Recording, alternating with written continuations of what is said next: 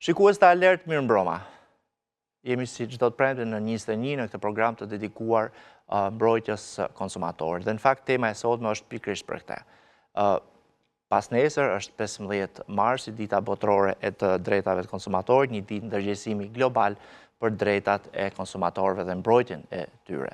Një ditë që nuk është festë sigurisht, por është një ditë reflektimi e institucioneve, organizatave shoqërisë civile për të drejtat e konsumatorit, të cilët sigurisht në mbar botën përballen me sfida të ndryshme, me probleme në produkte, me probleme në shërbime, e shumë çka tjetër të cilat e cënojnë cilësinë e jetës konsumatorëve. Do të flasim sot pikërisht për këtë çështje, sepse jemi pra në prag të 15 marsit, që është edhe dita botërore e mbrojtjes e drejtave të konsumatorëve. Ndërkohë sot, 3 organizata në bashkëpunim edhe me delegacionin e Bashkimit Evropian në Shqipëri kanë organizuar një takim, një tyrezë trombullakët me institucione publike, me organizatat shoqërisë civile, me aktorë të ndryshëm, të cilat pra qëllimi i cilës ishte sigurisht mbrojtja e konsumatorit dhe ndërgjegjësimi i të gjitha aktorëve apo edhe nxitja e institucioneve publike të cilat kanë për detyrë mbrojtjen e konsumatorit.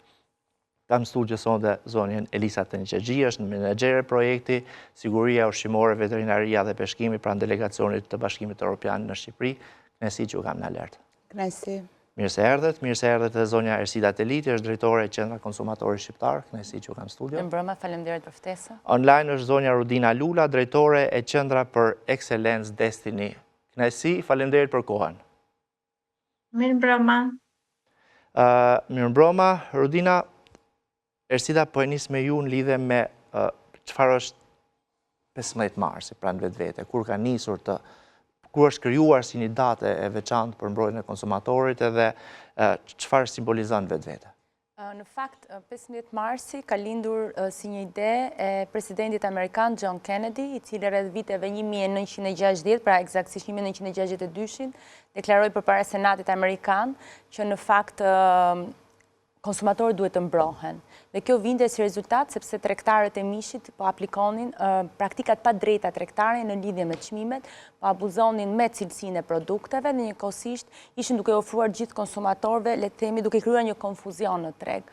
Për këtë arsye, presidenti amerikan Kennedy deklaroi përpara Kongresit që në fakt konsumatorët gëzojnë 4 drejta kryesore, ndërmjet cilave është e drejta për të informuar, liria e zgjedhjes, e drejta për të pasur produkte të sigurta dhe njëkohësisht e drejta në lidhje me mungesën pra me praktika tregtare të drejta, të cilat duhet të jenë në raportin cilësi dhe çmim. Që përja kësaj kohe, Kombet e Bashkuara në fakt hartuan një draft si udhëzues një program për mbrojtjen e konsumatorëve, ku parashikohen disa politika për mbrojtjen e tyre, por që realisht politikat e Organizatës Kombeve të Bashkuara nuk kanë karakterin e akteve të detyrueshme, siç janë aktet e tjera, sikurse mund të jenë traktatet apo marrëveshje ndërkombëtare për shtetet. Dhe më pas, rreth 20 vite më pas, rreth viteve 1983, u deklarua dhe u vendos që 15 marsi përnder të kësaj iniciative të presidentit Kennedy konsideroj si dita ndërkombëtare ose si dita botërore të drejtave të konsumatorëve. Për gjatë kësaj periudhe mund të themi që dhe vetë Bashkimi Evropian ka përfshirë disa politika dhe disa masa mbrojtëse në mbrojtjen e konsumatorëve, duke i përfshirë në programet e tij, duke i përfshirë gjithashtu dhe me krijimin e tregut përbashkët apo aktit unik evropian që krijoi tregun e përbashkët, synoi gjithashtu që të mbronte konsumatorët, dhe ajo që sot përbën risi mendoj brenda Bashkimit Evropian është që pikërisht në kartën e të drejtave brenda BE-s një ndër nenet i kushtohet në mënyrë specifike mbrojtjes së konsumatorit. Ashtu sikur se ju e përmendët në hyrje, mbrojtja e konsumatorit përveç se duhet të jetë një ditë më shumë se sa për t'u festuar, duhet të jetë një ditë për të reflektuar, në mënyrë që të kemi politika efektive, në mënyrë që të kemi nxitje të institucioneve për të garantuar sigurinë e konsumatorëve, si për mbrojtjen e produkteve ushqimore, për produktet e ushqimore, por edhe për shërbimet, sikurse edhe motoja e këtij viti është produkte të sigurta konsumatorë me besim më të lartë ndaj tregut të tregtarëve. Dhe njëkohësisht mbi të gjitha të informojmë dhe të ndërgjegjësojmë konsumatorët, sepse i gjithë tregon që zinxhiri është ngushësisht i lidhur me njëri tjetrin. Nëse nuk kemi konsumatorët informuar dhe të ndërgjegjësuar, mund të vëmë në pikë pyetje efektivitetin e institucioneve. Elisa, aktiviteti i sotëm i organizuar nga 3 organizata, tani po e them emrin si në fillim nuk e thash, Qendra Alert, Qendra Konsumatorit Shqiptar dhe Qendra për Excellence Destiny, të cilat janë 3 organizata që po zbatojnë projekte të financuara nga Delegacioni i Bashkimit Evropian. Dhe organizimi i kësaj dite në fakt ka qenë iniciativë pikërisht e juaja dhe e delegacionit. Sa të rëndësishme janë aktivitetet të tilla për konsumatorin? Në fakt, përmes instrumentave të paraaderimit, ose instrumentit IPA që njihet gjërësisht, u pilotua tema e sigurisë ushqimore dhe mbrojtjes të konsumatorit. Më përpara nuk kemi pasur asistenca ose mbështetje për organizatat e shoqërisë civile në këtë temë, sepse organizatat e shoqërisë civile që merren me këtë fushë nuk janë të shumta në Shqipëri. Dhe ky ishte edhe qëllimi jon kryesor në momentin e përfshirjes së kësaj teme në thirrjen e granteve për shoqërinë civile dhe median 2023-2024, ku u pilotua për herë të parë kjo temë mjaft e rëndësishme në fakt, sidomos në kuadër të anëtarësimit të BE-s. Dhe duke qenë se pati shumë interes, pati aplikime, kjo na tregoi që vëmendja filloi po orientohet drejt, edhe më tepër drejt çështjeve të sigurisë ushqimore dhe mbrojtjes së konsumatorit. Sigurisht që brenda buxhetit të mundshëm janë këto 3 projekte të cilat aktualisht janë në zbatim dhe unë dua t'ju falenderoj të 3 përfaqësuesve të projekteve për punën që keni bërë. Dhe për eventin e sotëm në fakt për këtë tryezë të përbashkët që mblodhi në të njëjtën kohë institucionet, organizatat të shoqërisë civile, ekspertë të fushës, gjithashtu dhe median si një element shumë i rëndësishëm, me qëllimin për të informuar dhe për të rritur dhe kapacitetet e konsumatorëve, po njëkohësisht dhe kapacitetet e institucioneve publike dhe organizatave që mbrojnë të drejtat e tyre. Në fakt, këto lloj aktivitetesh janë shumë të rëndësishme dhe duhet të rritet numri i tyre, sepse në fakt shpesh qytetarët nuk janë të vetëdijshëm për të drejtat që kanë kur blejnë produkte apo shërbime dhe për më tepër për të drejtën e informacionit të qartë që konsumatorët duhet të kenë për sigurinë e produkteve apo dhe për mundësitë e ankesës. Dhe përmes këtyre aktiviteteve, ajo që mundësohet është rritja e ndërgjegjësimit, por duke nxitur gjithashtu dhe dialogun midis institucioneve, biznesit dhe qytetarëve për të përmirësuar në fund të ditës standardet e tregut siç përmendi Ersida. Qartë. Rodina, megjithatë Rodinës regjia t'ia lër gjithkohën në mikrofonin të hapur për ndërhyrje sa të doj, por si e shikoni ju situatën e konsumatorëve në Shqipëri, qoftë të mbrojtjes nga institucionet apo edhe bizneset, operatorët e biznesit, dhe ndërgjegjësimin e tyre, por ndoshta edhe në veçanti për pjesën e sigurisë ushqimore që ju po e mbuloni me këtë projekt, në mos gaboj. Mirëmbrëma dhe një herë të gjithëve, faleminderit për ftesën. Unë doja të shtoja edhe për takimin e sotëm që ne patëm, lidhur me reflektimin dhe ngritjen e zërit për të drejtat e konsumatorëve, tryeza e cila kishte në fokus dialogun e hapur ndërmjet aktorëve të ndryshëm, të zinxhirit të funksionimit të sigurisë ushqimore, por dhe të mbrojtjes së konsumatorëve, institucioneve, mediave, të rinjve, edhe organizatave të shoqërisë civile, nuk ishte gjë tjetër veçse ta sillte në fokus dhe një herë temat si e drejta e konsumatorit dhe siguria ushqimore, pra për ta prur në tryezë si një prioritet i shoqërisë tonë dhe për të nxitur transparencën ndërmjet aktorëve dhe për të rritur besimin tek konsumatorët. Ashtu sikurse Elisa e përmendi, nuk kemi pasur si organizata të shoqërisë civile, nuk kemi pasur mundësi financimi lidhur me temat e sigurisë ushqimore, por në fakt gjatë ndërhyrjeve që kemi patur, gjatë vitit 2025 me aktorë të ndryshëm të zinxhirit ushqimor, si përfaqësues të mediave, ku kemi organizuar punëtori të ndryshme rreth temave të sigurisë ushqimore, me operatorët e biznesit ushqimor, me fermerët, me vetë institucionet publike në nivel lokal. Kemi vërejtur që roli shoqërisë civile në ndërgjegjësimin në partneritet me vetë institucionet është shumë i rëndësishëm, sikurse nevoja është shumë e madhe për ndërgjegjësim dhe përditësim për risit, kryesisht ato çka vinë dhe nga detyrimet nga tregu i përbashkët evropian. Kështu që ne kemi bërë disa ndërhyrje në disa qytete të Shqipërisë, por nevoja është e madhe, kështu që ndërgjegjësimi padyshim duhet të vazhdohet edhe të forcohet më tej për të gjithë aktorët e zinxhirit ushqimor. Rodina, mikrofonin e thashe e keni hapur, kështu që mund të ndërhyni sa herë të dëshironi. Ndërkohë, Ersida, për te atyre gjithë gjërave globale, si është situata e konsumatorëve sot, sa shkelin të drejtat të tyre ose sa mbrohen, si të mos e bojnë vetëm zi? Është një pyetje në fakt, tipike dhe klishe, dhe çdo vit të gjithë individët, sidomos kur është data 15 mars, presin një përgjigje nëse situata e të drejtave të konsumatorëve në Shqipëri është përmirësuar apo jo. Ti do thuash edhe përgjigja është klishe se është e njëjta situatë? Jo, ato e theti, por në fakt mund të them që çdo vit ka nga një risi në arenën ndërkombëtare, e cila ndikon drejt për drejt edhe në situatën e konsumatorëve shqiptare dhe në fushën e mbrojtjes konsumatorëve, ose edhe shpesh në ndryshimin e orientimeve dhe politikave, ku nga politika për mbrojtjen e konsumatorëve ose politike me karakter social, orientohen në politika të tjera, të cilat janë të kushtëzuara nga rrethanat. Dhe besoj që sot mund t'japim një përgjigje se si është niveli mbrojtjes konsumatorëve në Shqipëri, por ndërkohë për 2 javë, tashmë në media kanë filluar në fakt të diskutohen emisione se si do t'jetë çështja e rritjes së çmimeve, inflacioni, sa të mbrojtur do jemi, është impaktuar rritja e çmimit të naftës ose të benzinës, të karburanteve.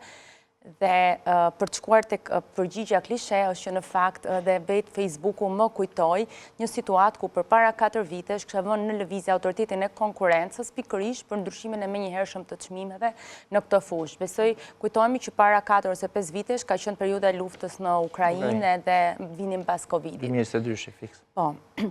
Dhe pikërisht në këto ditë, atëherë si është situata e mbrojtjes konsumatorëve në Shqipëri? Mund të themi që ka një përmirësim të institucioneve, por jo gjitha institucionet kanë një transparencë të plotë dhe kanë një vullnet shumë të mirë për të mbrojtur gjithë konsumatorët. Pra, dhe këtu qëndrimet janë ndryshme.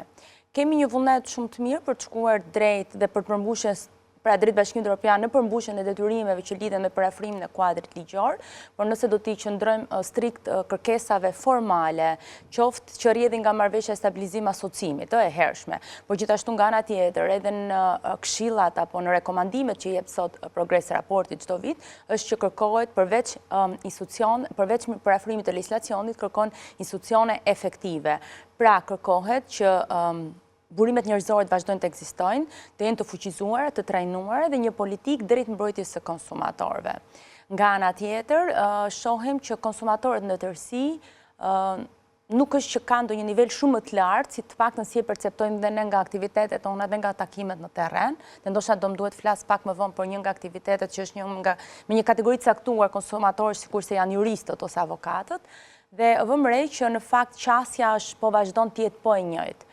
Pra, kemi konsumatorë që informojnë dhe ndërgjegjësohen, por që janë kryesisht informime dhe ndërgjegjësime që lidhur ose për shkak sepse ato vazhdojnë studimet që referojnë kryesisht studentëve apo të rinjve, ose për shkak sepse mund të marrin pjesë në aktivitete apo në trajnime, sikurse mund të jetë rasti i mediave, për shembull që bëjnë shkrime specifike dhe për këtë intervistojnë, le të themi, përfaqësues të organizatave, intervistojnë institucione të caktuara dhe marrin një përgjigje, por ndërkohë në tërësi pjesa tjetër për të folur për konsumatorët vulnerabël apo për të folur për konsumatorët vulnerabël për shkak të moshës, për shkak të në një komunitet të caktuar, atëherë situata mbetet e pandryshuar.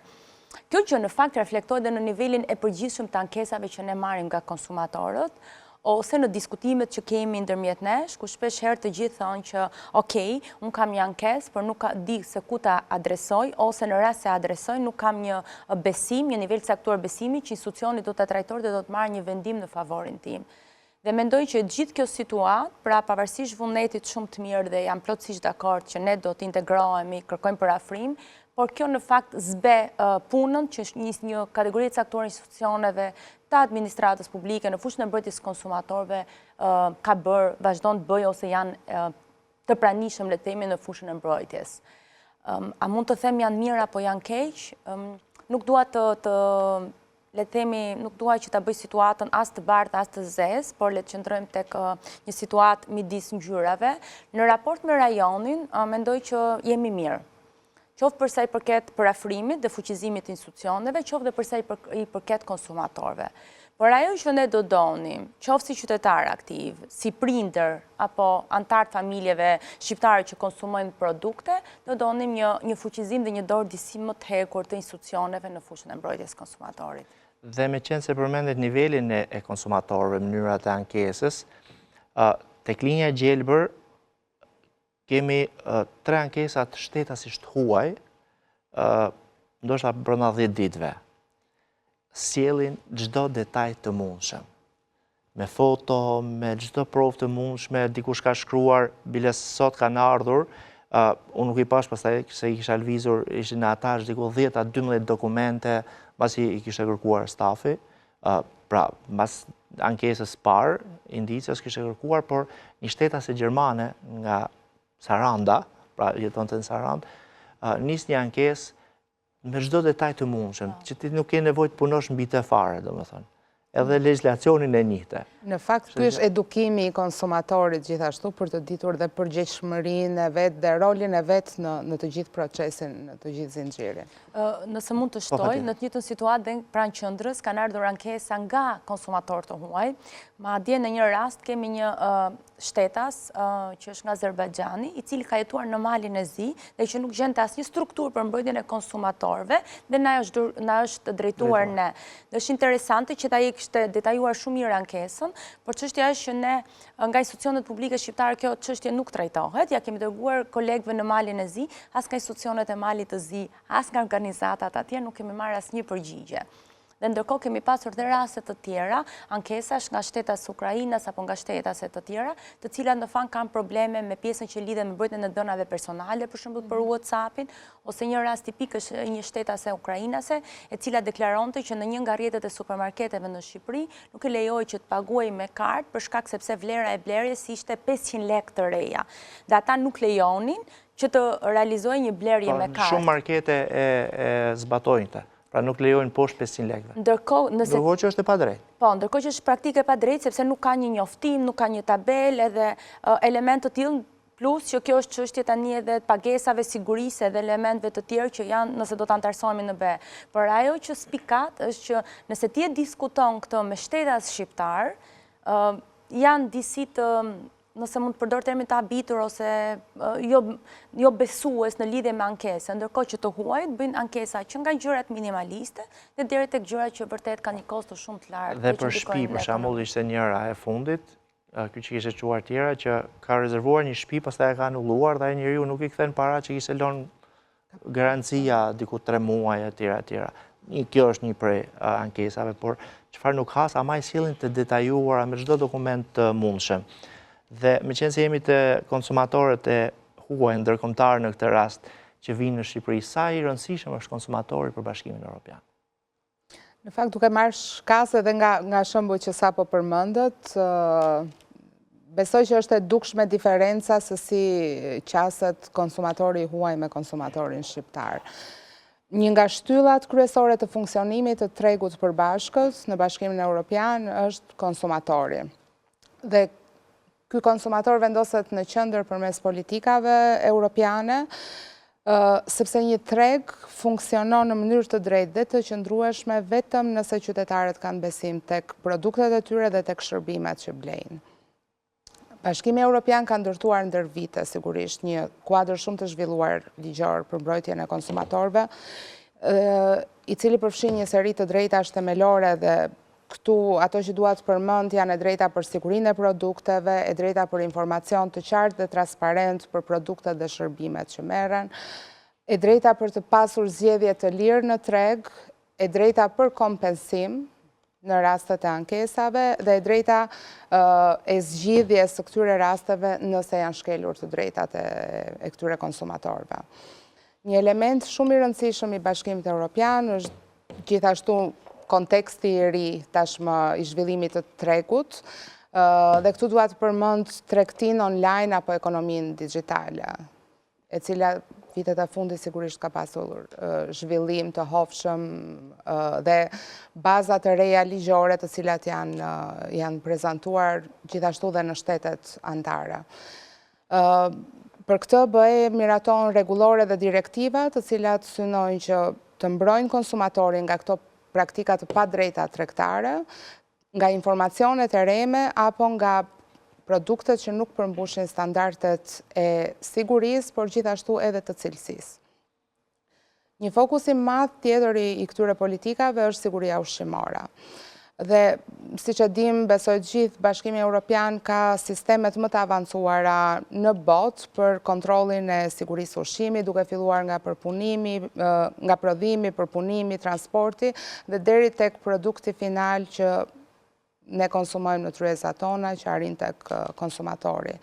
Kështu që në këtë kuptim, mbrojtja e konsumatorit nuk është vetëm një çështje e të drejtave të qytetarëve, por është gjithashtu kthehet në një faktor kyç edhe për zhvillimin ekonomik të vendeve, për konkurrencë të ndershme në treg dhe për të konsoliduar besimin që ka publiku gjithashtu tek institucionet ligjzbatuese. Dhe para se shkoj tek Rudina, përmendi Elisa një moment ishte tregtia online, e cila është problematik sot, përbën problem vetvete në Shqipëri edhe në BE, por kishim një rast se du ta lidh pak me besimin tek institucionet ose edhe frikën tek institucionet. Një rast ankese një qytetari nga Malësia e Madhe për një blerje online dhe subjekti ishte në Kosovë, shitsi. Sigurisht ishte një profile pa identitet, pra një tregti informale. Dhe çuditërisht reaguan.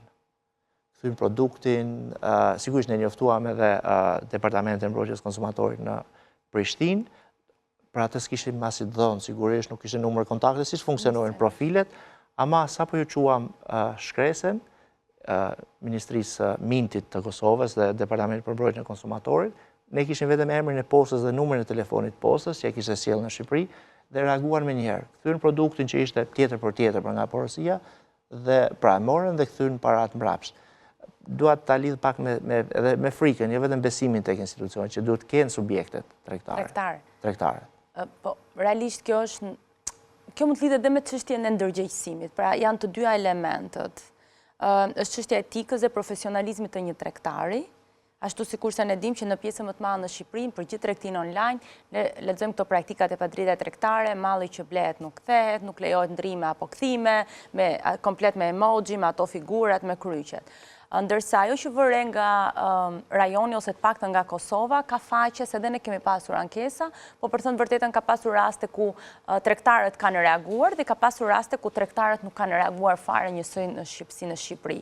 Por prap këtu shkojmë drejt dy komponenteve. Një që konsumatori duhet të jetë informuar në gjitha rastet që bën blerje online, pra që duhet i blej ato në faqe të sigurta që kanë një NIP, që kanë disa dhëna që i vjen me faturë tatimore, dhe dyta edhe për vetë faktin që shpesh herë tregtarët janë të detyruar ndoshta, përveç se kanë detyrim, por dhe vetë duhet kuptojnë që janë detyruar që në rast se qytetarët apo konsumatorët bëjnë blerje online, ato janë brenda 14 ditëve mund të kthesh produktin ose minimalisht ti ja ndrosh produktin me një produkt tjetër në përputhje me ato që e ka porositur.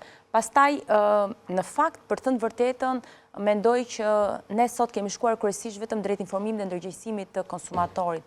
Po duhet kuptojmë që edhe të gjithë tregtarët në kuadër të procesit integrimit në BE ka nevojë në fakt për të informuar dhe për të ndërgjegjësuar për gjithë komponentët që përmendën më sipër, për standardet, për kushtet e tregtimit, që më pas të jenë të gatshëm që produktet e tyre ose të jenë gati që produktet e tyre të konkurrojnë në tregun e Bashkimit Evropian. Përndryshe, është i qartë që nuk do ja dalin. Në fakt, para se shkoj tek Rudina, duhet të shkoj një ndërprerje publicitare dhe para spoteve kam një mesazh promocional. Bëhet fjalë për Sedaton Plus, i cili është një suplement bimor, i krijuar për ndihmuar në qetësimin e sistemit nervor, reduktimin e stresit dhe përmirësimin e cilësisë gjumit.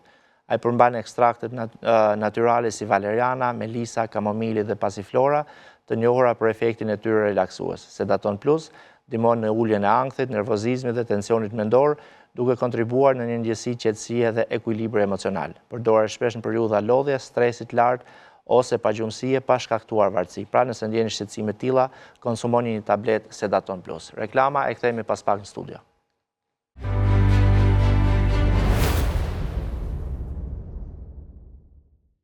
Jemi kthyer në alert në këtë pjesë të dytë dhe po flasim për të drejtat e konsumatorit në kuadër edhe të 15 marsit, që është pas nesër konkretisht, dita ndërkombëtare e drejtave të konsumatorit. Regjia më lidhi me rudinën, e lang bisedën tek pjesa e ndërgjegjësimit, për atë pjesë po flisnim me Ersiden, por ju keni qenë, siç e përmendet, në disa qytete me njerëz të ndryshëm, grupe të ndryshme. E para, si është niveli, aq sa keni konstatuar, i ndërgjegjësimit konsumatorëve në Shqipëri, dhe e dyta, a kanë interes të marrin informacion? Granit, unë e dëgjova me shumë interes në fakt çfarë ju ndatë pak më parë për shtetasit e huaj, se sa korrekt janë dhe se sa në mënyrë të duhur ata i plotësojnë ankesat. Unë do doja të ndaja me ju, në kuadër të ndërhyrjes së projektit të Bashkimit Evropian, kemi finalizuar një studim ku janë targetuar të rinjtë dhe grupet vulnerabël. Dhe aty kemi analizuar jo vetëm nivelin e ndërgjegjësimit, por edhe praktikat dhe sjelljet e tyre lidhur me sigurinë ushqimore. Ndërkohë që ju folët kryesisht për shërbimet, unë po ndalem pak tek siguria ushqimore. Dhe gjetjet nga studimi mund të theksojmë se të rinjt, 1000 të rinjt që ne kemi targetuar, rezulton se kanë informacion për sigurinë ushqimore, por informacioni është i përciptas. Nga ana tjetër, një numër i konsiderueshëm, më shumë se gjysma e tyre, nuk dinin se si të plotësonin një ankesë, apo edhe kujt t'i drejtoheshin në rast evidentimi të një shkelje që lidhet me sigurinë ushqimore.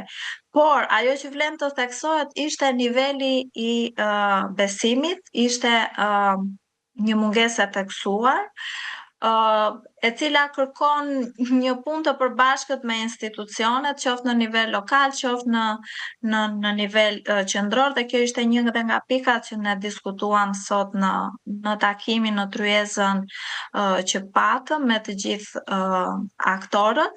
Dhe një pikë tjetër që doja të theksoja është që burimi kryesor nga të cilët të rinjt marrin informacion rreth sigurisë ushqimore janë mediat sociale. Dhe këtu ngrihet një pyetje, kush i kontrollon sa i saktë është informacioni që ata marrin online, dhe a është i vlefshëm që më pas ata të veprojnë dhe të kenë një ndërhyrje efektive dhe për të mbrojtur shëndetin e tyre apo të familjarëve të tyre dhe impakti që kjo jep në shoqëri. Unë e përmenda edhe pak më parë që sigurisht në qytetet që ne kemi kryer në ndërhyrje, niveli i ndërgjegjësimit është minimal, pra kjo tregon që ka një nevojë të theksuar për të ndërgjegjësuar për sigurinë ushqimore, kryesisht për çështjen e ankimimit, institucionit edhe besimit e institucionet, se si do t'ja adresojnë ankimimet e tyre. Kjo është ajo që doja të theksoja. Okej, do vi sërish tek ju, Elisa, si e shikoni qasjen e Shqipërisë në mbrojtjen e të drejtave të konsumatorëve, pra delegacioni i BE-s?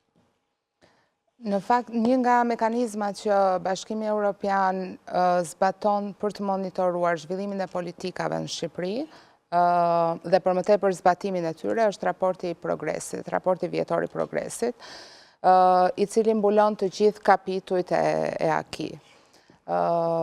Për çështjen e konsumatorit janë 2 nga kapitujt kryesor të akis që dua t'i përmend, është kapitulli i 12, siguria ushqimore, veterinaria dhe mbrojtja e bimëve, si pjesë e grup kapitullit të 5, dhe kapitulli 28, i cili është mbrojtja e konsumatorit dhe shëndeti, si pjesë e grup kapitujve të dytë.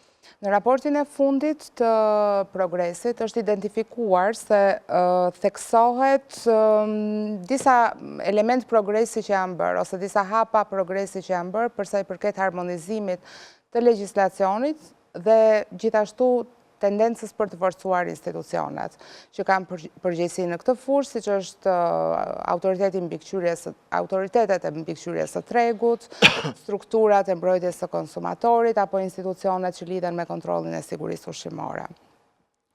Këtu dua të përmend për shembull strategjinë për mbrojtjen e konsumatorit dhe mbikëqyrjes së tregut, e cila është në fuqi, por njëkohësisht problem mbetet rëndësia e zbatimit të kësaj strategjie dhe për më tepër transparenca e zbatimit të saj. Një nga sfidat kryesore që identifikohet pothuajse në të gjithë kapitujt, por specifikisht në rastin tonë në këto të dy, është çështja e zbatimit të legjislacionit dhe forcimi i mekanizmave të kontrollit dhe të inspektimit. Në shumë raste, ashtu siç u përmend, edhe nga ju, edhe nga gjetjet që përmendi Rudina në studimet që janë bërë, është mungesa e informacionit apo vështirësitë që hasin konsumatorët për shkak të mungesës së informacionit, por edhe për shkak të procedurave. Në lidhje me kapitullin e 12, që është siguria ushqimore, politikat veterinare dhe fitosaniteti, është një nga kapitujt më të vështirë në fakt, i cili është i vështirë jo vetëm për shkak të numrit të lartë të bazës legjislative që ka nevojë të parafrohet, mund të përmendur mbi 3.000 akte dhe rregullore të cilat janë dinamike edhe për shtetet anëtare. Ndryshimi i tyre, modifikimi i tyre ndodh në mënyrë aktive dhe në vendet e BE-s dhe sigurisht Shqipëria duhet të eci me hapin e rregulloreve më të fundit që parafrohen. Por problemi më i madh tek siguria ushqimore mbetet zbatimi përveç harmonizimit të plotë të legjislacionit. Edhe pse në pamje të parë mund të duket një kapitull shumë teknik, në fakt ka një ndikim drejt për drejt tek konsumatori dhe sigurisht e cilësia e produkteve që arrin në treg. Ky kapitull përfshin standarde shumë të larta për kontrollin e ushqimit në të gjithë hallkat e zinxhirit, nga prodhimi, përpunimi, shpërndarja dhe deri tek konsumi i produkteve ushqimore. Dhe qëllimi kryesor në fakt është që produkti që arrin tek konsumatori të jetë i sigurt, i kontrolluar dhe i gjurmueshëm.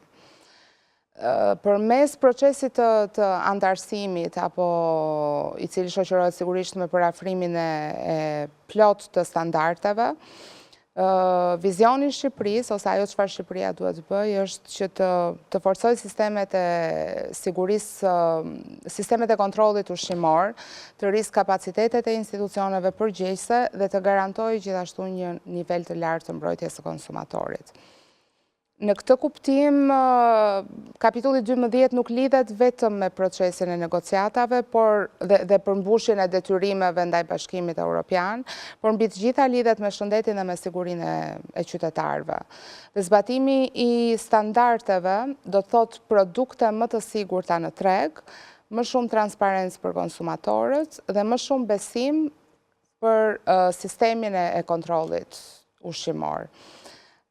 Progresi është i rëndësishëm në këtë kapitull. Në fund të ditës siguria ushqimore është një lloj sigurie kombëtare për Shqipërinë. Dhe sigurisht në mënyrë direkte ndikon edhe në përmirësimin e cilësisë së jetës qytetarëve dhe mbrojtjen e të drejtave të tyre.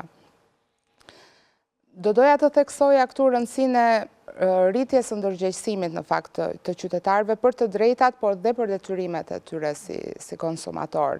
Siguria ushqimore është një përgjegjësi e përbashkët në fakt e të gjitha hallkave që janë të përfshira në të gjithë zinxhirin ushqimor.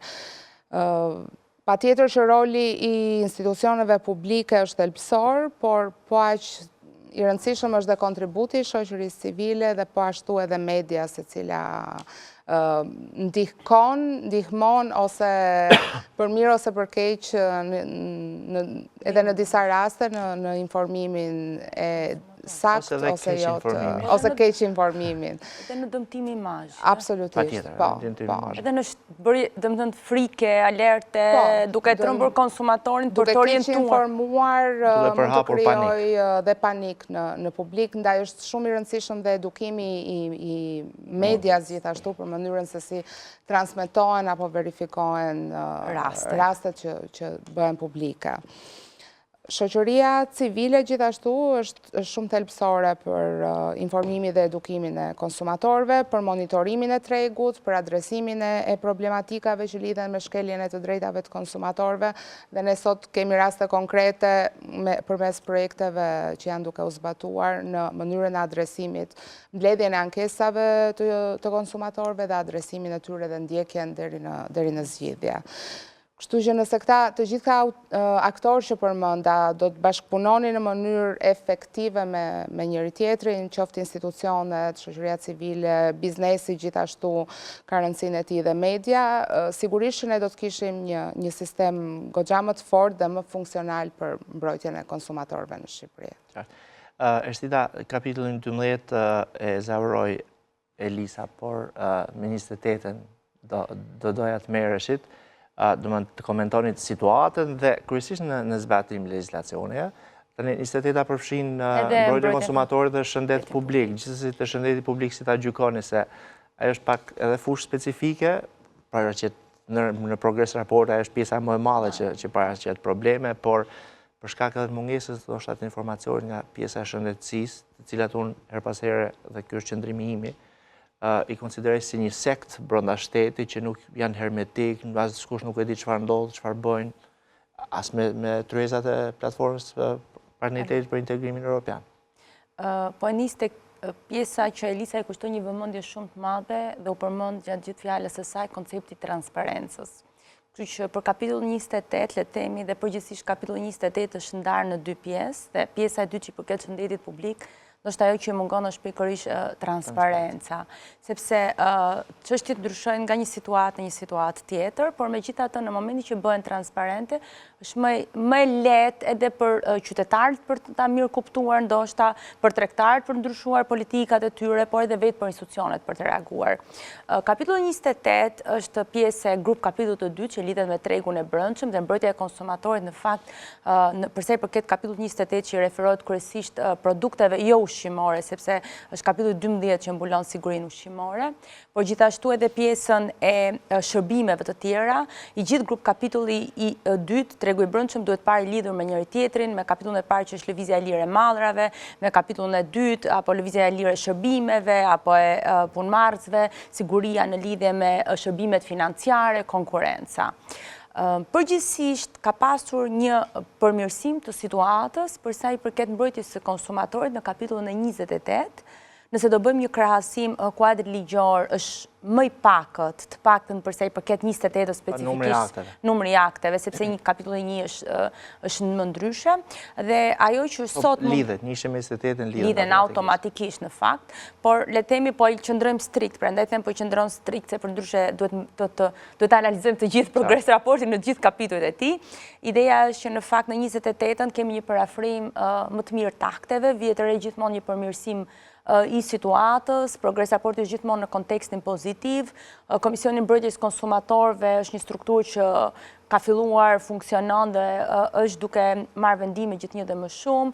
Sot jemi në një ligj të ri që po presim të miratohet dhe besoj brenda ndoshta qershorit paktën siç janë deklaratat nga Ministria e Ekonomisë dhe Inovacionit, mendohet që brenda qershorit të miratohet, dhe këtu në fakt ligj i ri përfshin rreth 5 direktiva dhe një rregullore të papërfshirë në ligjin e vjetër plus ligjet ose aktet ekzistuese që ishin parafuar në ligjin e vjetër.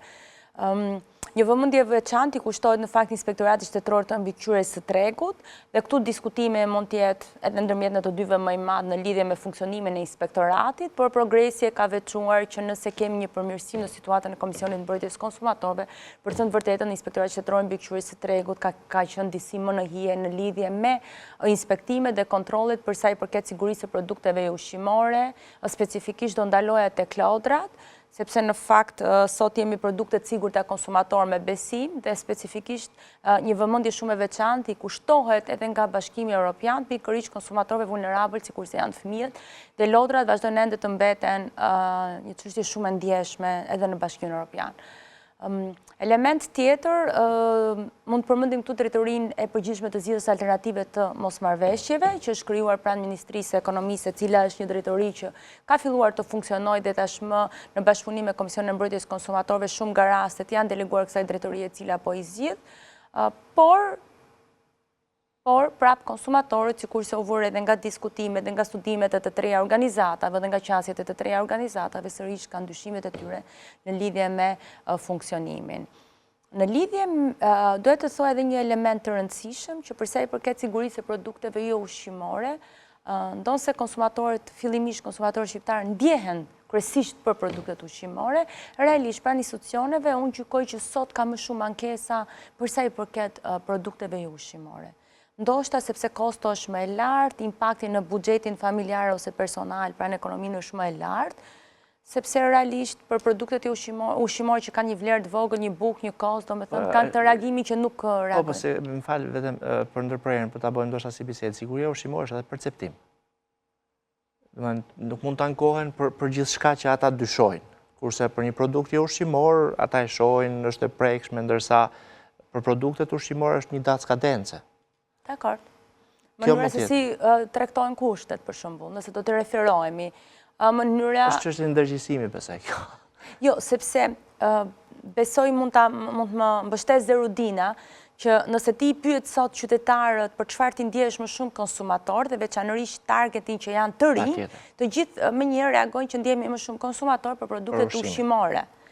Dhe ndërkohë pjesa e konsumatorëve që ankojnë për çështje që lidhen me kompanitë e telefonisë celulare, për çështje që lidhen me bankat, për çështje që lidhen me vonesat në fluturime. Nuk kemi ankesa në fushën e paketave të udhëtimeve turistike, ndërkohë që sot kompani turistike dhe udhëtime ka pafund. Domethënë, kemi ankesa për blerjet online, përkatësisht për shumë pranë organizatës ka ardhur një ankesë ku një qytetar ankoi se nuk i kishte kthyer 600 lekë të reja dhe ne ja dolëm që t'i rikthehej.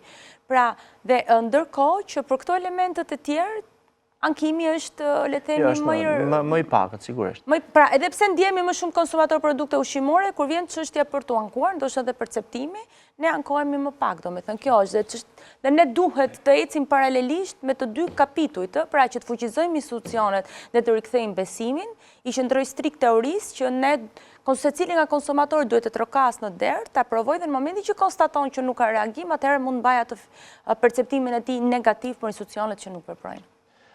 Rudina, një ndër problemet e përmendën pjesën e mediave në fakt dhe rëndësinë e saj në informim të konsumatorëve, po edhe gjithë aktorëve, sigurisht, por edhe riskun nga media në keq informim, të cilat shkaktojnë edhe kriza i vënë institucionet her pas here në presione të ndryshme në rast të krizash, duke i futur edhe në ngërç të zgjidhjes situatave. Gjatë pjesës pra zbatimit projektit, keni pasur një prej komponentëve, aktiviteteve ka qenë edhe fuqizimi i një grupi gazetarësh ose edhe studentësh gazetarie në lidhje me të drejtat e konsumatorit. Dhe sigurinë ushqimore konkretisht. Po, e drejt Granit. Një nga komponentët kanë qenë studentët e gazetarisë apo gazetarët e rinj. Ajo që ka vëmë re gjatë trajnimeve ishte një mungesë e theksuar e njohurive për temën e sigurisë ushqimore. por roli tyre në zinxhirin e sigurisë ushqimore është shumë i rëndësishëm. Mënyra se si ata raportojnë, mënyra se si ata i verifikojnë informacionet para se ti raportojnë është shumë e rëndësishme dhe kjo kërkon një ndërlidhje ose një bashkëpunim shumë të ngushtë me institucionet, si për shembull Agjencia Kombëtare e Ushqimit Akuja, që para disa muajsh krijoi konfuzion jo vetëm për vetë median, por për të gjithë konsumatorët. Në fillim u tha që nuk do ekzistonte një inspektoriat i përgjithshëm, pastaj më vonë ekziston. Kështu që kjo ishte edhe njëra nga pyetjet që na ngrit në trajnime, që me kë institucion duhet të bashkëpunojmë, me kë duhet i verifikojmë faktet, sa të shpejta janë përgjigjet nga institucionet. Kështu që ky element i bashkëpunimit të mediave me institucionet publike është një hallk shumë e rëndësishme, e cila kërkon reagim ose hapje nga institucionet, por edhe trajnim. Ata kërkuan trajnime të vazhdueshme lidhur me këtë temë, se është shumë specifike, qoftë terminologjia, qoftë ndërhyrjet, kështu që këto ishin ato reagimet nga ndërhyrjet që kemi pasur. Në përfundim të trajnimeve nxitëm gazetarët e rinj madje të shkruanin artikuj rreth sigurisë ushqimore, për të cilët morëm feedbackun prej tyre që kishin kontaktuar institucionet qoftë në nivel lokale dhe qendror, për t'i mbështetur për shkrimin e artikujve, të cilat më pas u shpërndan në gazeta apo në portale të ndryshme, në media të ndryshme, por vlen të theksohet që media ka një rol të rëndësishëm edhe duhet mbështetje e vazhdueshme për trajnimin, informimin e tyre rreth sigurisë ushqimore. Unë uroj që t'ju zjas ky zelli për të mbledhë sa më shumë, për të komunikuar me sa më shumë burime të mundshme për të publikuar një lajm të saktë, sepse në fakt me sa shohim për çështjen e sigurisë ushqimore, pak shkruajnë dhe se çfarë shkruajnë pastaj është histori për të mos e diskutuar sonte. Ersida, meqense jemi tek kjo pjesa edhe aktiviteteve të projekteve, nuk është vetëm konsumatori që duhet jetë i ndërgjegjësuar. Biznesi patjetër, e mbi gjitha ka detyrim ligjor, institucionet publike po për të zbatuar legjislacionin, por ka dhe grupe tjera siç janë juristët për shembull. Për çështje nga më të ndryshmet, një konsumator apo një grup konsumatorësh mund të përballen në gjykat me çështje që ata do t'i çojnë vetë, apo sa e rëndësishëm është edhe trajnimi i strukturave të drejtësisë, po themi gjykatës, prokuror, avokatë e tjerë. Në fakt, fatmirësisht nëpërmjet projektit që ne jemi duke zbatuar me mbështetjen e Delegacionit Bashkimit Evropian në Shqipëri, kemi në fokus gjithashtu trajnimin e 2 kategorive kryesore që i përkasin le të themi sistemit të drejtësisë. Avokatët dhe gjyqtarët apo prokuror apo oficerët policisë gjyqësore, po edhe studentë të shkollës së magjistraturës. Dhe fillimisht e kemi nisur me avokatët dhe në fakt trajnimi është organizuar kryesisht në 3 qytete kryesore, në Berat, në Durrës dhe në Elbasan, dhe kemi dhe një trajnim tjetër në Shkodër. Ajo që vihet re është që të gjithë avokatët dhe juristët vinë fillimisht në këto trajnime me këto më dyshjen e tyre, sepse vetë juristët, duke qenë vetë e tillë, kanë këto dyshimet e para, por feedbacku ka qenë shumë i mirë. Po them fantastik, ndoshta është fjala e dur, për faktin e vetëm sepse në radhë të parë të gjithë kanë konstatuar që të vetë ata si qytetar aktiv të një shoqërie nuk kanë informacion për ligjin për mbrojtjen e konsumatorëve. Në të gjitha trajnimet, të gjithë pjesëmarrësit, të gjithë kanë deklaruar që nuk janë ankuar asnjëherë, dhe justifikimi i tyre është për faktin sepse në fakt çështjet që lidhen me konsumatorët realisht mendojnë që ka një kosto shumë të vogël. Dhe kur ti diskuton me të raste ku në gjykatën praktike të gjykatës europiane të drejtësisë apo të qytetarëve apo shtetasve të huaj, të cilët kanë të shkuar pranë gjykatave për vlera minimaliste, shpërblim dëmi vlerash minimaliste, atëherë situata ndryshon. Por gjithsesi ekziston kjo pikpyetja që i tërë sistemi gjyqësor në tërësi, kryesisht për marrëdhëniet me konsumatorët përdor bazën ligjore që është Kodi Civil. Pra, për shkak të mungesës së informacionit për ligjin për mbrojtjen e konsumatorëve dhe për dyshimet që kanë. Ajo që është vënë re është që shpeshherë ndërmjet avokatëve shtruar diskutimi nëse mund të shkojmë drejt mbrojtjes interesave kolektiv të konsumatorëve, një çështje që është shumë sensitive dhe në fakt do t'i shtonte vlerë mbrojtjes së situatës mbrojtjes konsumatorëve në Shqipëri, pasi kryesisht konsumatorët reagojnë në mënyrë individuale dhe sot të vetmet struktura që realizojnë një mbrojtje të interesave kolektiv të konsumatorëve janë organizatat jo fitimprurëse, por këto e kanë realizuar vetëm nëpërmjet institucioneve të administratës publike, pra brenda ekzekutive dhe pa shkuar në pushtet gjyqësor.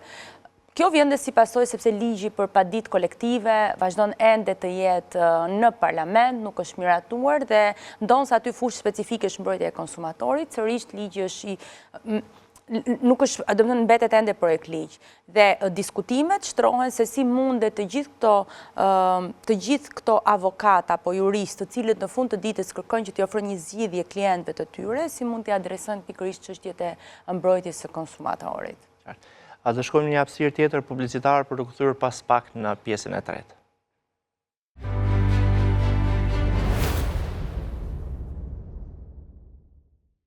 Jemi në këtë pjesë të tretë të Alert dhe po flasim për të drejtat e konsumatorit. Me rastin e 15 marsit, dita ndërkombëtare e të drejtave të konsumatorit.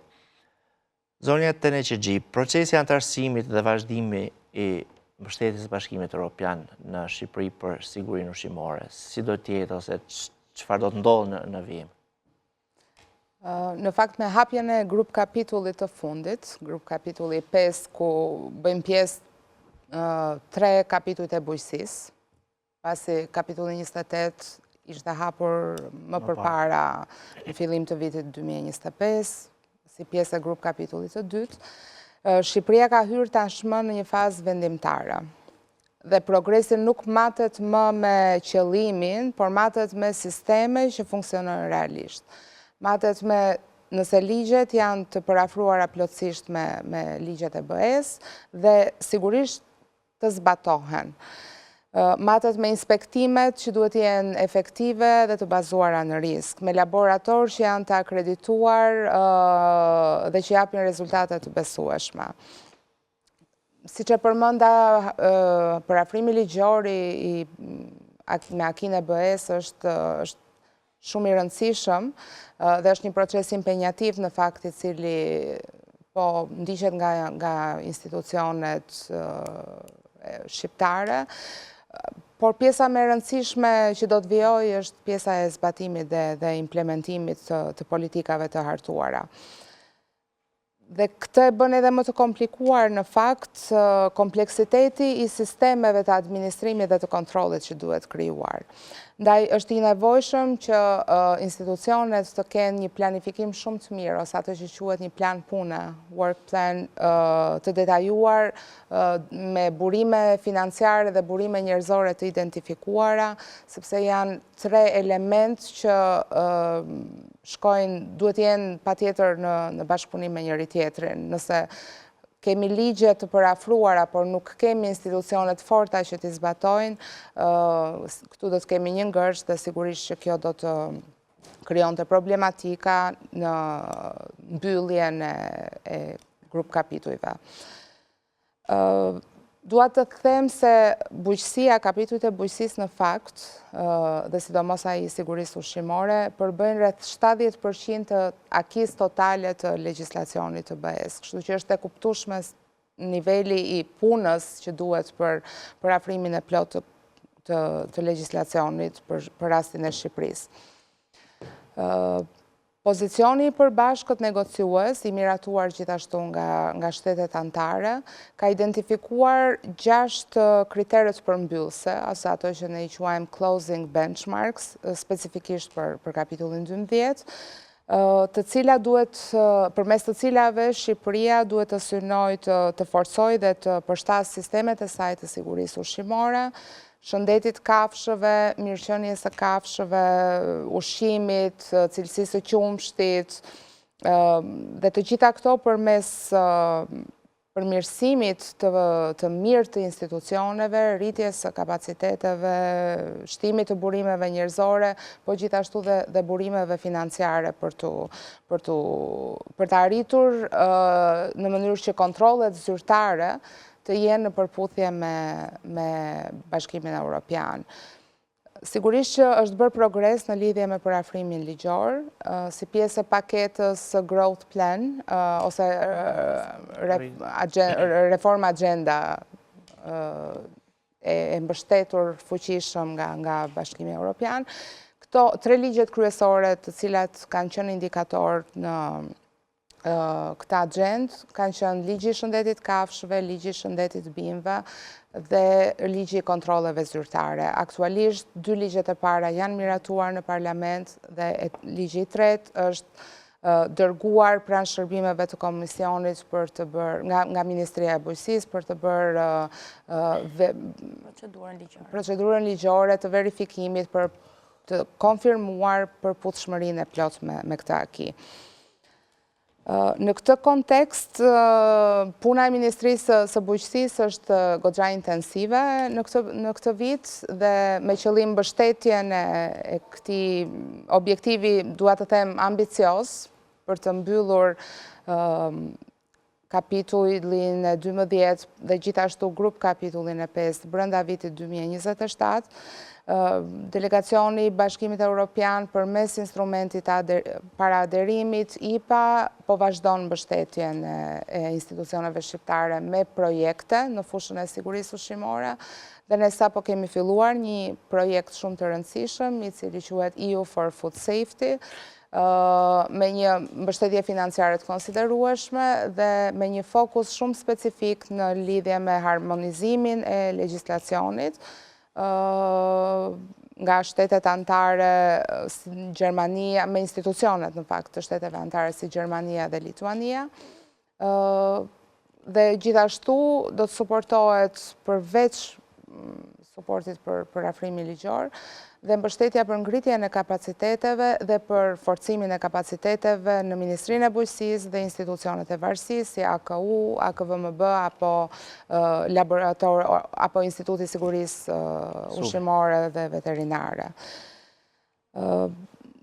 Ky projekt do të fokusohet përveç parafrimit legjislacionit dhe mbështetjes së burimeve njerëzore, gjithashtu dhe në kategorizimin e bizneseve. Është një nga benchmarket më të rëndësishme në fakt të këtyre 6 closing benchmarks që janë identifikuar, sepse kjo lidhet dhe me pjesën e bizneseve, jo vetëm me detyrat që duhet bëjnë institucionet shtetërore për të kategorizuar bizneset, por dhe detyrat që i lindin operatorëve të biznesit ushqimor që të përmirësojnë standardet dhe kushtet në të cilat prodhohet, përpunohet dhe tregtohet në përputhje me legjislacionin e BE-s, sepse tashmë pretendojmë që do ta kemi totalisht të parafruar brenda 2027-s. Ndërkohë, ne po vazhdojmë me implementimin e projekteve apo granteve të vogla që i quajmë me shoqërinë civile dhe sigurisht që janë duke u planifikuar dhe iniciativa rajonale të mbështetura direkt nga Komisioni i Bashkimit Evropian, specifikisht DG Sante në lidhje me shëndetin e kafshëve, fushën e veterinarisë dhe të mbrojtjes së bimëve. Sigurisht për Ministrinë e Bujqësisë dhe AKU-n ka filluar për te gjithë këtyre që thatë ju edhe puna e madhe, sepse nga Komisioni Evropian ka audite të shpeshta të cilat ikin, monitorojnë lëndëtyra, vinë lëndëtyra, monitorojnë, ikin, vinë prapë e të tjera. Po në raport me kapitullin 28, në raport me mbylljen e tij, do doja një koment tuaj. Sigurisht, krahasuar me 12-ën është më i lehtë, por paktën pjesa e konsumatorit, se thash sigurisht pjesa e shëndetit publik është problem. Po, në fakt, kapitulli, pavarësisht se ne sot po bëjmë një ndarje, ndoshta edhe për shkak të ekspertizës ose me ato që jemi marrë më shumë, kapitulli do të konsiderohet si një i tërë, Kështu që pavarësisht se sa ecën dhe përparon konsumatori, ne po ta shikojmë në fakt gjithmonë progresi thotë që ky lloj kapitulli është në fillesat e tij, early stage, për shkak sepse është në bashkëpunim me pjesën e shëndetit. Kështu që pavarësisht se Ministria e Ekonomisë është lider, Ministria e Shëndetësisë duhet të ecë dhe të përparojë dhe është thuajse e pamundur, se mendoj që do të jetë shumë e vështirë mbyllja e një kapitulli në rast se qoftë shëndeti publik dhe mbrojtja e konsumatorit nuk ecin në mënyrë paralele. Gjithsesi, e vëmë re që ky kapitull, pra e thash dhe më herët, fillon me pjesën e mbrojtjes së konsumatorit, por gjithmonë ka përveç anëve pozitive, vazhdojnë edhe të mbeten rekomandime që lidhen kryesisht me më shumë se sa me për afrimin e legislacionit, me pjesën për sa i përket efektivitetit të institucioneve, fuqizimit të tyre dhe kontrollit dhe të inspektimeve, të paktën nga Inspektoriati Shtetëror i Mbikëqyrjes së Tregut, që është pjesë e këtij kapitulli. Por rekomandimi im, nëse përfaqësues Ministrisë së Shëndetësisë aktualisht po më dëgjojnë, do të ishte që të dyja ministritë të ecin paralelisht që të jetë mundur në fakt mbyllja e kapitullit. Rudina, nëse ke diçka për shtuar, sepse jam në limite kohë për të prezantuar edhe insertin special. Po, Granit, shumë shkurt. U përmend edhe pak më parë që siguria ushqimore është një përgjegjësi e përbashkët, ndërkohë që përfaqësuesja e Bashkimit Evropian Elisa përmendi për procesin e negociatave për kapitullin 12, që është një sistem kompleks, një proces kompleks edhe objektivat janë shumë ambicioze. Që ky sistem nesër, ose në të ardhmen shumë të afërt të funksionojë siç duhet, duhet që të hartohet dhe dizenjohet në partneritet me gjithë aktorët, sepse kur themi që është një përgjegjësi e përbashkët, përgjegjësia e përbashkët është qoftë për hartimin, qoftë për zbatimin. Kështu që në këto momente ku qeveria shqiptare ka intensifikuar punën për të adresuar ato detyrat e shtëpisë që na duhen për këtë kapitull, ky proces duhet të ndodhi paralelisht në konsultim me shoqërinë civile, me bizneset, me fermerët, me mediat, me të rinjt, me të gjithë konsumatorët. Kështu që thirrja ime është që nëse sistemi të funksionojë, duhet që së bashku ta hartojmë dhe dizenjojmë që në mënyrë që nesër të kemi efektin e duhur. Faleminderit. Rudina, faleminderit shumë për kohën. Faleminderit Ersida, faleminderit Elisa. Sigurisht merrti shumë keq që nuk isha unë i ftuar sonte në rolin e moderatorit. Ky është fundi i programit për ditën e sotme. Mos harroni, për pak çaste pra kemi një kronik speciale për aktivitetin e zhvilluar sot. Produkte të sigurta, konsumator me besim është slogani global i 15 marsit, ditës botërore të drejtave të konsumatorit, dhe pikërisht në këtë moto është zhvilluar edhe aktiviteti i sotëm me aktorë të ndryshëm të institucioneve publike, shoqërisë civile e të tjera. E ndjekim bashkë natën e mirë, dëshimet e premte nashme në 21, mos harroni, alert ritransmetohet të shtunën në 13:30.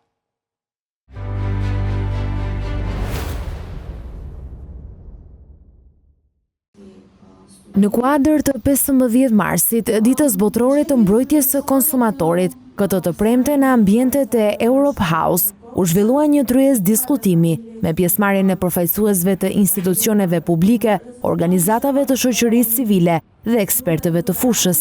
Në hapje të aktivitetit, Andrea Ferrero, shefi seksionit të zhvillimit ekonomik dhe social në delegacionin e Bashkimit Evropian në Shqipëri, theksoi rëndësinë e besimit të qytetarëve tek produktet dhe shërbimet që blejnë, si një element kyç për funksionimin e drejtë të tregut. Good morning to you all.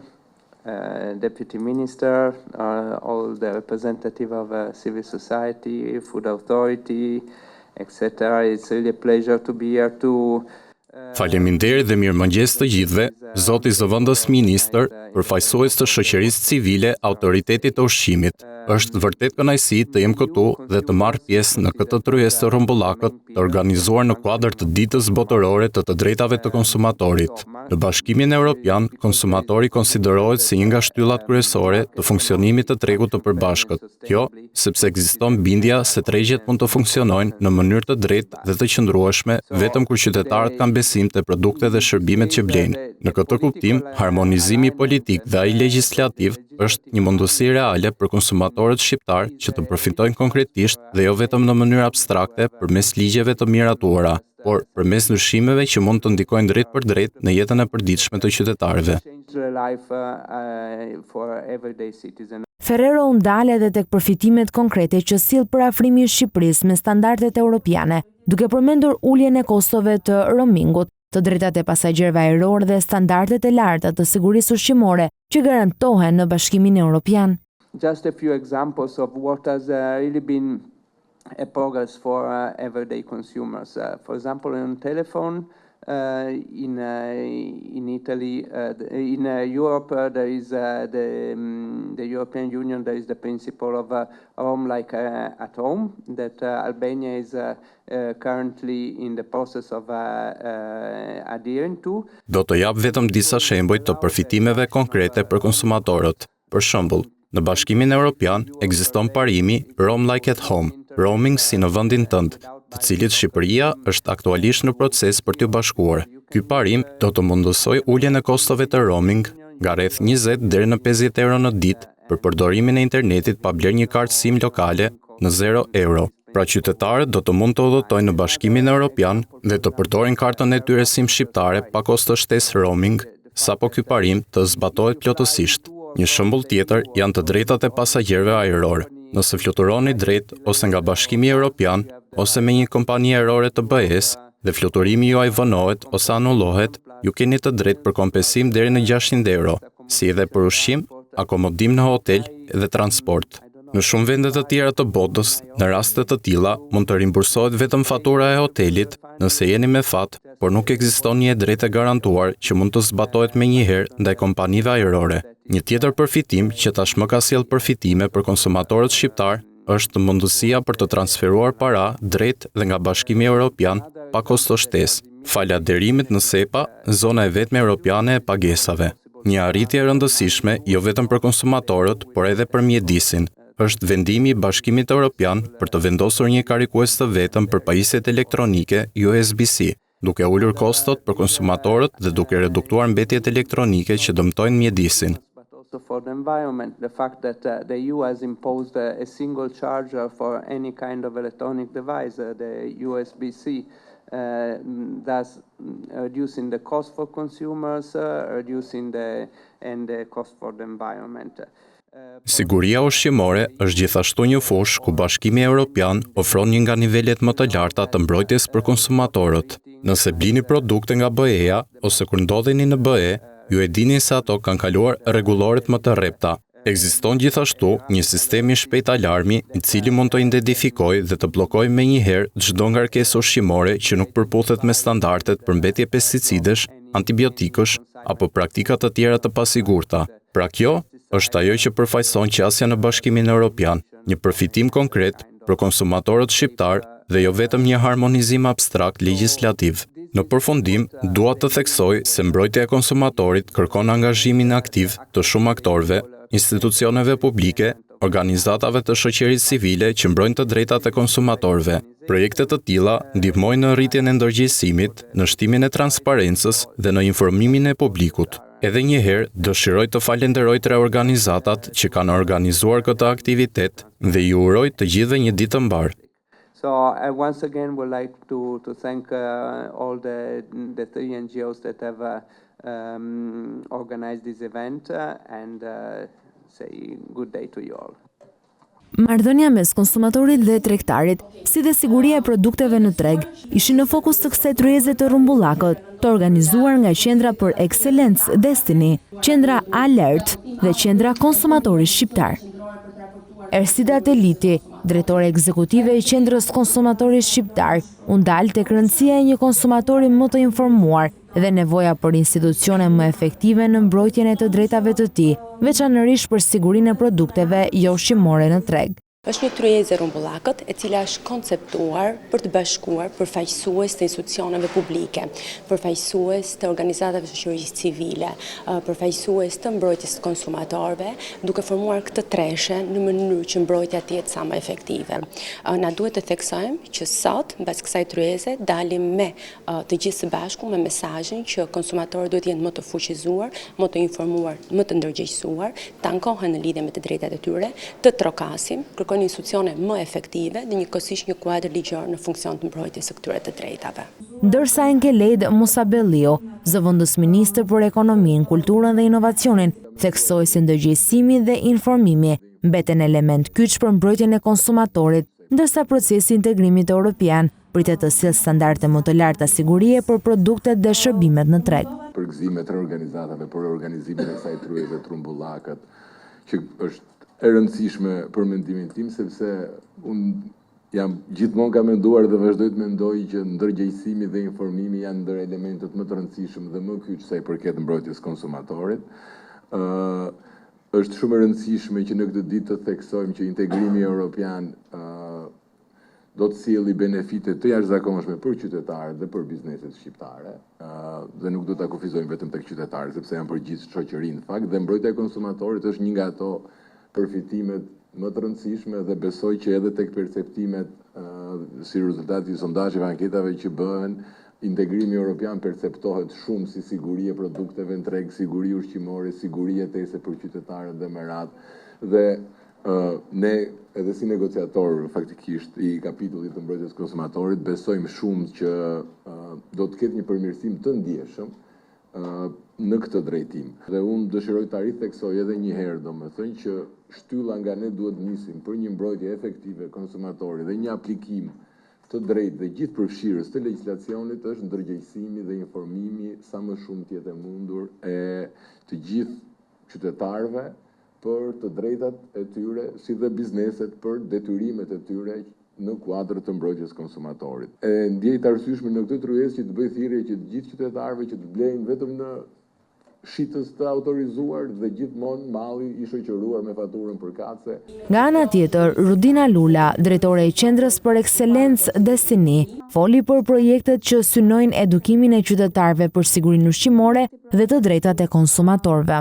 Ajo bëri të ditur se në kuadër të kësaj nisme është realizuar një studim ku janë përfshirë rreth 1600 nxënës të shkollave të mesme në Tiranë, Shkodër, Gjirokastër dhe Vlorë.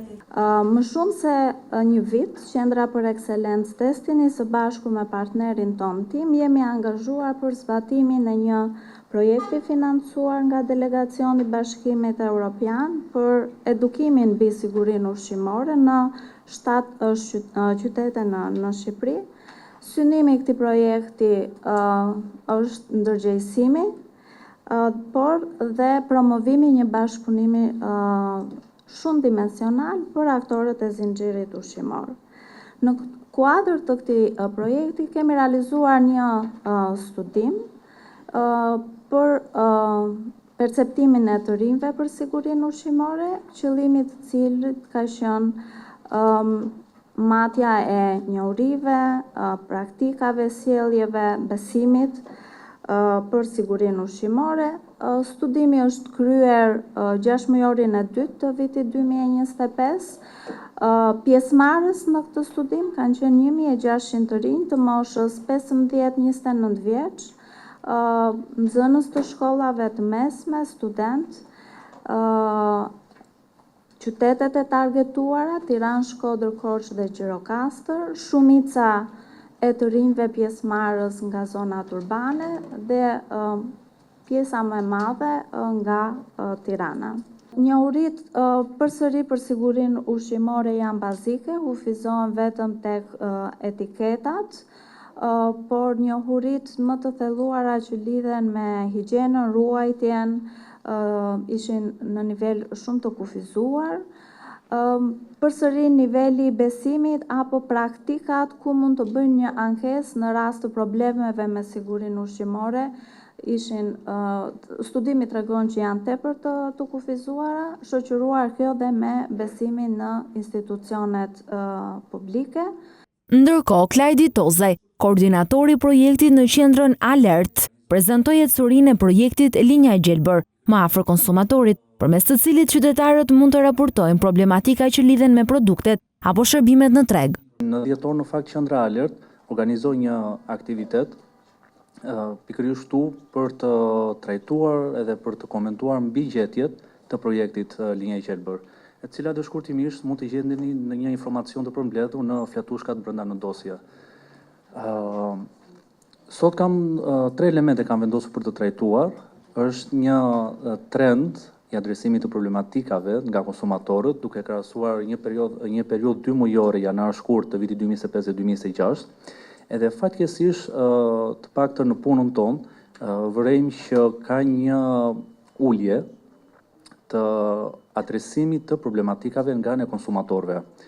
Është një situatë në fakt që ose një trend që akoma nuk kemi përcaktuar një parashikim, pasi në varësi të periudhave kemi një dinamik të ndryshëm, edhe ndoshta kjo mund të përcaktohet në fund të përmbylljes së projektit për të konstatuar që pse kemi këtë lloj lëvizjesh, pse konsumatorët kanë periudha të caktuara që investohen intensivisht për të adresuar edhe ka periudha më pak të tilla, por që ndoshta është dhe një element që jo përsëri të slajdi parë, pasi në Shqipëri ka dhe shumë media investigative, edhe roli normalisht organizatave me media nuk është e njëjta. Por ama të tërë besoj e shikojmë dhe vërejmë që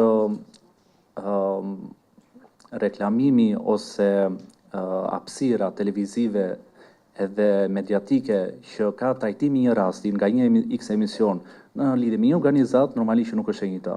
Por ama është për të ardhur keq sepse një emërtues i përbashkët i eksperiencave të konsumatorëve të Bashkimit Evropian është disi mashtrimi.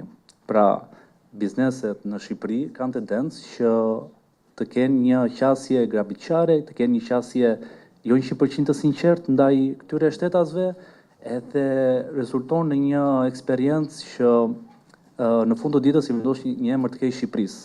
Për më tepër neve si organizat kemi një limitse deri ku mund të trajtojmë një rast, gjithmonë duke u varur nga vullneti i bizneseve, por ama janë raste që shpeshherë përfundojnë pa zgjidhje, edhe mendoj që ka dhe shumë hapësira, pastaj dhe shumë fusha që mund të aplikohen, mund të sjellin edhe ndoshta ca precedente të reja që deri më sot nuk janë, por që normalisht është një fillim shumë i mirë edhe një proaktivitet që Qendra Alert e vlerëson shumë edhe do jetë gjithmonë në kërkim të kësaj. Pjesë e diskutimit ishte edhe Blerina Gjylameti, drejtoreshe përgjithshme e Autoritetit Kombëtar të Ushqimit, e cila theksoi rëndësinë e bashkëpunimit mes institucioneve për të garantuar produkte të sigurta për konsumatorët dhe përmbushjen e standardeve europiane në sigurinë ushqimore. Unë mendoj që të gjitha palët do duhet ta rishikojmë, të gjithë qëndrimin që kemi sot. Qoftë nga ana e institucioneve, në mënyrën se si ne komunikojmë me operatorët e biznesit, me shoqatat, edhe me konsumatorët, se në fund të ditës qëllimi im kryesor është që të ofroj ushqime të sigurta dhe ti ndërgjegjësoj për sigurinë ushqimore, ndërkohë në anën tjetër do duhet që edhe të gjithë ne të shikojmë qasjen që kemi, sepse duhet ndryshuar, nuk ja dalim dot kështu. Siguria ushqimore është siguri kombëtare, është prioriteti i prioriteteve të Shqipërisë në kuadër të integrimit, por mbi të gjitha prioriteti i prioriteteve tona si prindër, si konsumator, është shumë më tepër se sa ajo që kemi në detyrën funksionale që secili prej nesh ka marrë përsipër. Unë mendoj që është më tutje. Ne duhet ndryshojmë qasjen, duhet ndryshojmë mentalitetin. Në Shqipëri duhet të punojmë shumë në pjesën e ndërgjegjësimit, sepse sot ti thuash dikujt që qumshi që blen nga ai që vjen nga zona e fshatit nuk është qumësh i sigurt. Unë do shkoj, do bëj bllokimin 1 herë, 2 herë, 3 herë, po pastaj puna që duhet bëjnë media, që duhet bëjnë shoqata, që duhet bëjmë ne, është shumë më tepër. Do kalojnë element të tjerë sepse është çështje mentalitetit, ndaj them çështje e mentalitetit. Nuk mund të shikohet autoriteti i kontrollit ushqimor, se e pash dhe pak në studimin e parë që prezantuat, për pjesën humbje e besimit të institucioneve. Besimin në institucione ndërtojmë gjithë së bashku. Besimi në institucione nuk ndërtohet vetëm nga qeveria, nuk ndërtohet vetëm nga shoqëria civile, nuk ndërtohet vetëm nga media, ndërtohet nga gjithë së bashku. Do doja që të fillonim të kishim një qasje tjetër për t'ia dalë jo vetëm në pjesën e sigurisë ushqimore, informimit e mbrojtjes konsumatorit, por edhe për një element që shumë i rëndësishëm për ekonominë shqiptare, besoj unë. Se të gjithë jetojmë këtu, në kuadër të integrimit ne duhet që të kemi biznese që ofrojnë produkte të sigurta, po të kemi edhe konsumatorë shqiptarë që konsumojnë produkte made in Albania. Në këtë pjesë do duhet punojmë të gjithë në të njëjtin front, besoj unë. Dhe në anën tjetër, me gjithë trupat inspektuese, tani do kemi një element tjetër për të parë pikërisht përmbushjen e atyre standarde. Kapitulli 12 është kapitull me të cilën Bashkimi Evropian nuk negocion. Standardet e sigurisë ushqimore nuk negociohen, patjetër dhe të mjedisit, po të sigurisë ushqimore janë të ndërthurura, janë të ndërlidhura, po të sigurisë ushqimore nuk negociohen. Që për këtë gjë, nëse jemi të gjithë në një front, mund t'ja dalim që secili në pjesën e vet, mund të arrijë që ne t'i përmbushim këto standarde. Ndërkohë, Klotilda Neziri nga sektori i edukimit dhe mbrojtjes së konsumatorit në Ministrinë e Ekonomisë, Kulturës dhe Inovacionit nënvizoi rëndësinë e informimit dhe edukimit të qytetarëve për të drejtat e tyre në treg. Ka sfidë sektori, me që shoqata boj patjetër. Ligji i mbrojtjes konsumatorit është një ligj vështirë në perceptim, edhe në zbatim. Të luftosh me konsumatorin është luftë mentaliteti. Dhe më besoni, kjo është sfida dhe lufta më e madhe që unë kam pasur në këto 13 vite. Çështje e mentalitetit, shumë e vështirë për të ndryshuar, qoftë në konsumator apo dhe në njerëzit të cilët hartojnë dhe bëjnë politika. Në përfundim të aktivitetit, Andrea Ferrero shpërndau certifikata për 12 pjesëmarrës të përzgjedhur nga rreth 50 aplikime për trajnim, të cilët janë bërë pjesë e programit për rritjen e kapaciteteve në fushën e mbrojtjes së konsumatorit. In honor, the first certificate is awarded to Mrs. Raimonda Basha.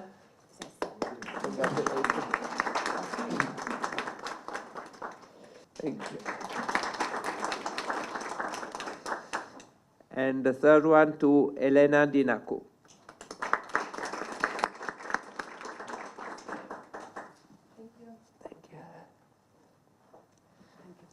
Projekti Linja e Gjelbër më afër konsumatorit është një nismë 2 vjeçare që synon trajtimin e problematikave të qytetarëve në treg, rritjen e ndërgjegjësimit për të drejtat e konsumatorëve dhe forcimin e mekanizmave të mbrojtjes së tyre.